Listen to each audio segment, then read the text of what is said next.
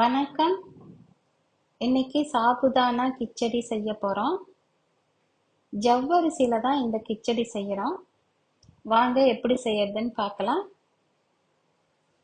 இது செய்யறதுக்காக முன்னாடியே இந்த ஜவ்வரிசியை ஊற வச்சு வச்சிருக்கேன். ஒரு கப்பு ஜவ்வரிசி எடுத்து ஒரு 4-5 தடவை நல்லா வாஷ் பண்ணிட்டு அந்த ஜவ்வரிசி மூழ்கிற அளவுக்கு தண்ணி விட்டு ஒரு 6 மணி நேரத்துக்கு ஊற வச்சு எடுத்திருக்கேன். அது இப்போ இந்த மாதிரி இருக்கு. இதை நல்லா உளுத்து விட்டுக்கலாம். இப்போ பாருங்க, நல்லா நசுங்குது, நல்லா ஊறி இருக்கு. தண்ணி எல்லாம் அப்சர்வ் பண்ணிட்டு எக்ஸஸ் வாட்டர் எதுவும் இல்லை. அந்த அளவுக்கு இந்த அளவுக்கு இருக்கணும். இப்போ ஒரு ஜார்ல ஒரு 1/4 கப்பு வறுத்த வேர்க்கடலையை சேர்க்குறேன். இதை கோர்ஸா பொடி பண்ணிக்கணும். இதை பொடி பண்ணி வந்தாச்சு. இதை இந்த ஊற வச்சிருக்கிற இந்த ஜவ்வரிசியில இதை போட்டு நல்லா கலந்து விட்டுக்கணும். இப்போ இதை கலந்து வச்சாச்சு. இது தாளிக்கிறதுக்காக ஒரு கடாயில் கொஞ்சம் நெய் விடுறேன், கொஞ்சம் எண்ணெயும் சேர்த்து விடுறேன். இது ரெண்டும் கலந்து ஒரு 2லேருந்து 2.5 டேபிள் ஸ்பூன் அளவுக்கு விட்டுருக்கேன். நீங்கள் வெறும் நெய்யிலையும் செய்யலாம், வெறும் எண்ணெயிலையும் செய்யலாம், அவங்கவுங்க விருப்பம். நான் ரெண்டையும் கலந்து விட்டுருக்கேன்.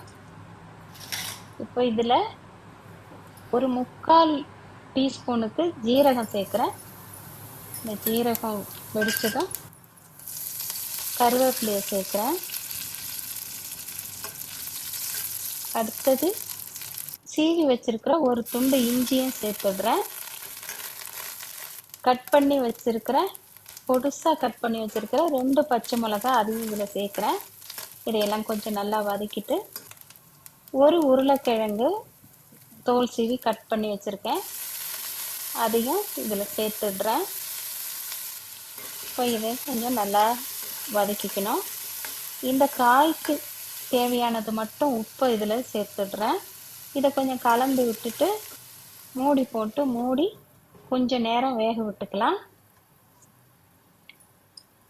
வேர்க்கடலை பொடி போட்டு ஜவ்வரிசியில் கலந்து வச்சுருக்கோம் இல்லையா, அதில் ஒரு 3/4 டீஸ்பூனுக்கு சர்க்கரை சேர்க்குறேன்.